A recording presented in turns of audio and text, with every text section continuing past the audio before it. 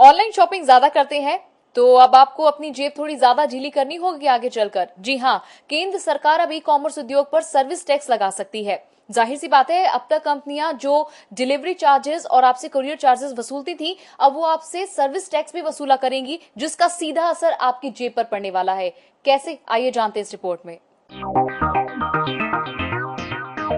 पिछले कुछ सालों के दौरान देश में ई कॉमर्स उद्योग काफी तेजी से बढ़ा है और बड़े बड़े शहरों में ही नहीं बल्कि छोटे शहरों में ऑनलाइन कंपनियां कारोबार तेजी से बढ़ रहा है।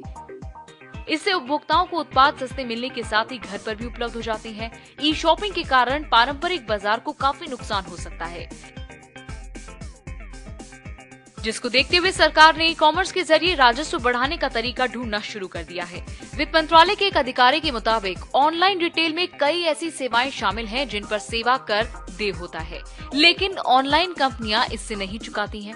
ई कॉमर्स क्षेत्र में विदेशी निवेश को बढ़ावा देने के लिए केंद्रीय वित्त मंत्रालय के अथॉरिटी ऑफ एडवांस रूलिंग में इससे राहत तो दी थी, लेकिन उसमें कहा गया था कि ई कॉमर्स कंपनियां सेवा कर भले ही ना दें, लेकिन कंपनियां इसमें पंजीकरण अवश्य कराएं।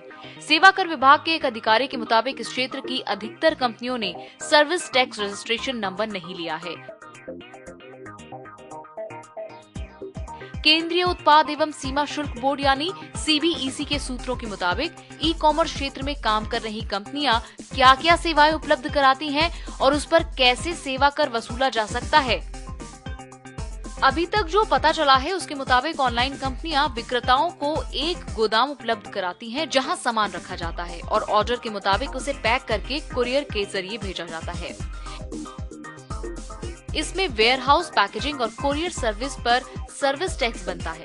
कुछ कंपनियां बाहर की कुरियर कंपनी की सेवा लेती हैं तो वो सेवा कर दे देती हैं, लेकिन कुछ कंपनियों की अपनी ही कुरियर सेवा है। आपको बता दें कि भारत में मौजूदा ई कॉमर्स का बाजार करीब 140 अरब रुपए का हो गया है, जबकि 2 साल पहले ये महज 3600 करोड़ रुपए का था और उम्मीद की जा रही है कि 2020 तक 2000 अरब रुपए का हो जाएगा। संजोली यादव, marketimesTV.com।